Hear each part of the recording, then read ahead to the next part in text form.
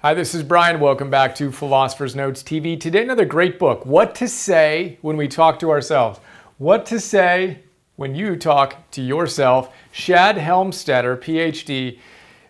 This book was recommended by Lanny Basham, who wrote With Winning in Mind. Lanny's a gold medal winning Olympian, and he's all about self-image. And a big part of self-image is the dialogue you're having with yourself and the imprints you're making on your subconscious mind.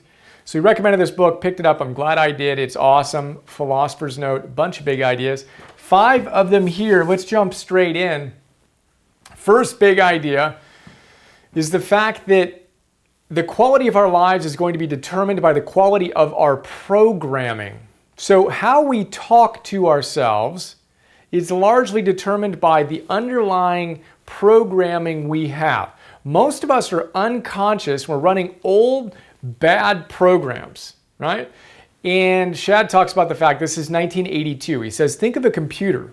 Computers were very cool and new in 1982. He says, you have a monitor, which is kind of how you show up in the life. You have your keyboard, which is kind of how you control the inputs, right? The behaviors, etc. And then you have a floppy disk. A floppy disk, for those of you who recall floppy disks, high five, is where the program is. It's where the software is, right?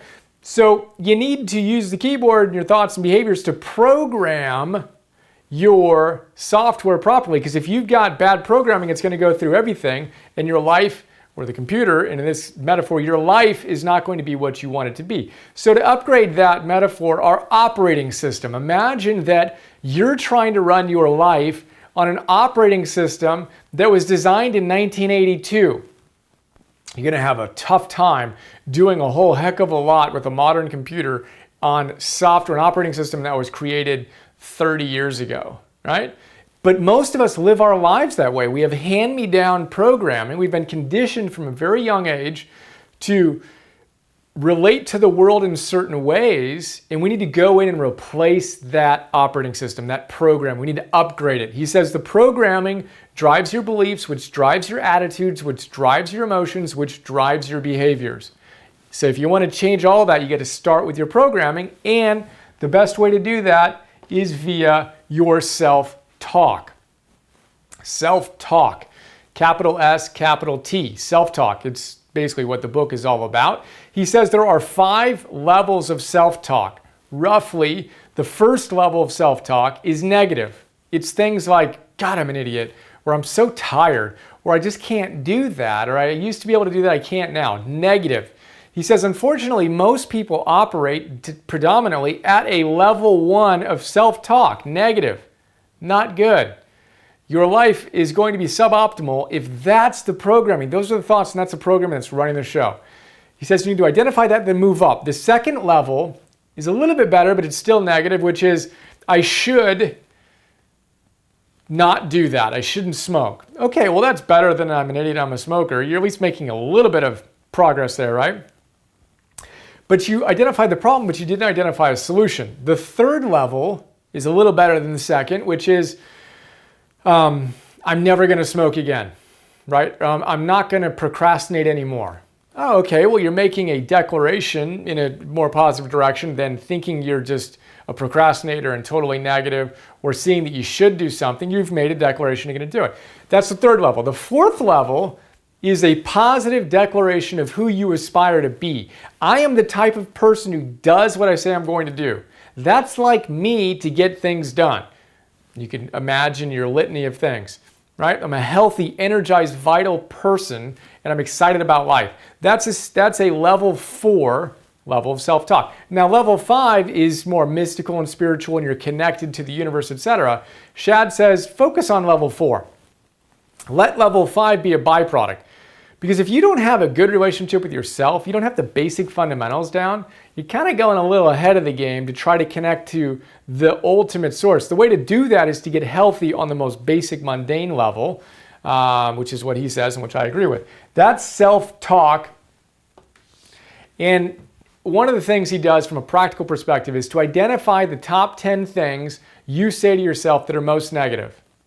So for 48 hours, listen to what you say to yourself when you are talking to yourself. What do you say?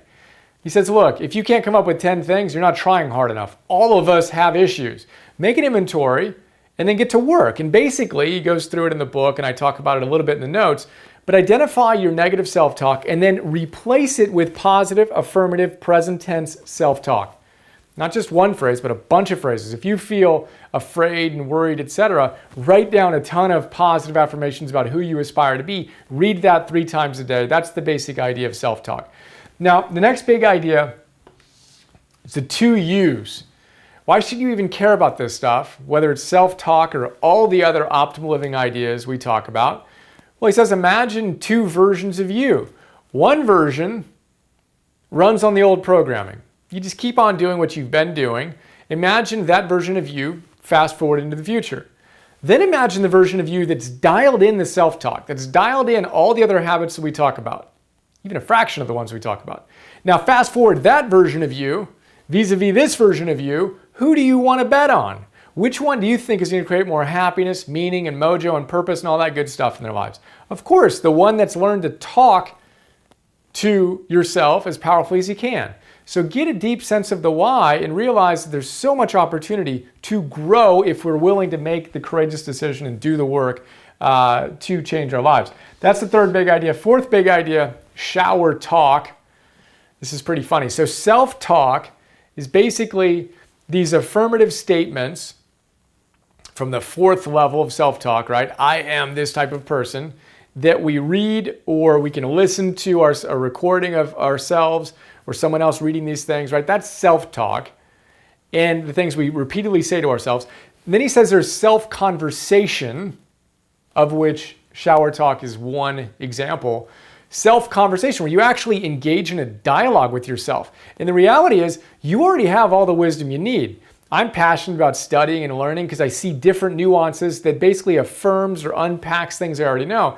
But if you and I never read another book or watched another video or did whatever, we pretty much already have the wisdom in us to live an extraordinary life. The question is, are we tapping into that as frequently as we can? And one way to do that is via self-conversation. I'll talk about that more in a moment. But for now, let's imagine this little experiment. Tal Ben-Shahar, in his great book, Happier, says, imagine that you jump into a time machine. This is today. And this version of you can go hang out with the 110-year-old version of you, right? Today, hop in a time machine, you travel forward, and you get to hang out with the 110-year-old version of you for 15 minutes. What would that version of you say to this version of you? It's a powerful conversation. You may want to actually do that. Spend 15 minutes with your journal or with whatever, thinking about what that version of you, what wisdom would they impart to you? And Tal Ben-Shahar's point is that a lot of people who get a life-threatening diagnosis suddenly change their lives. It's not because they consumed more information, it's because they finally tapped into the wisdom that was already there and they decided to live it, to move from theory to practice with that catalyzing event. So a little micro way we can do that, day in and day out, is to have a conversation with yourself.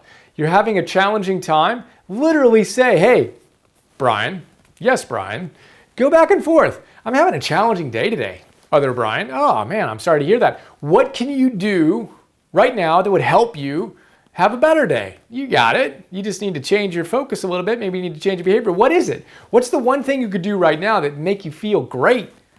And then this Brian would say, oh, great question, huh? You know what I need to do? I need to stand up, I need to stretch, I need to take a deep breath. I'm gonna go for a hike.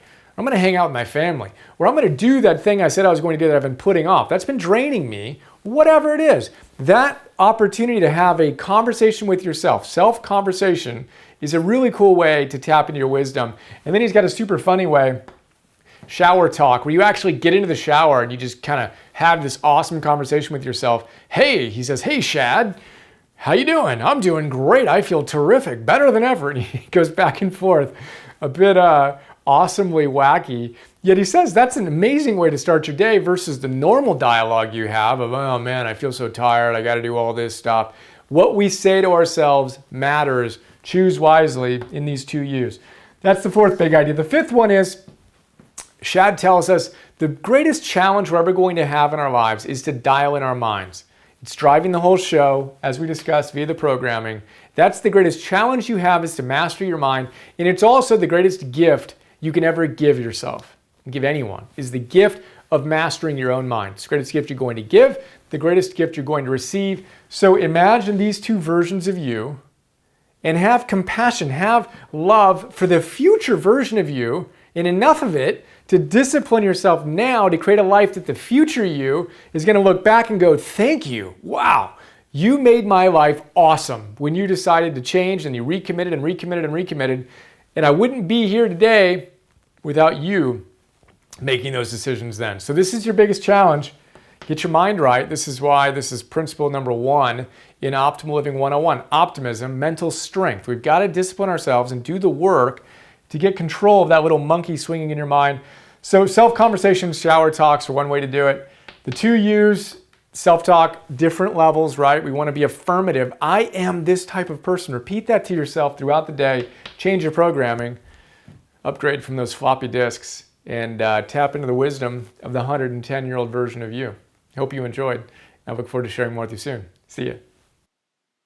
Hi, this is Brian. I hope you enjoyed that PNTV episode.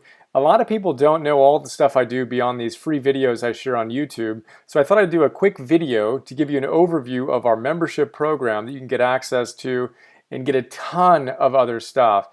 So here's a quick look.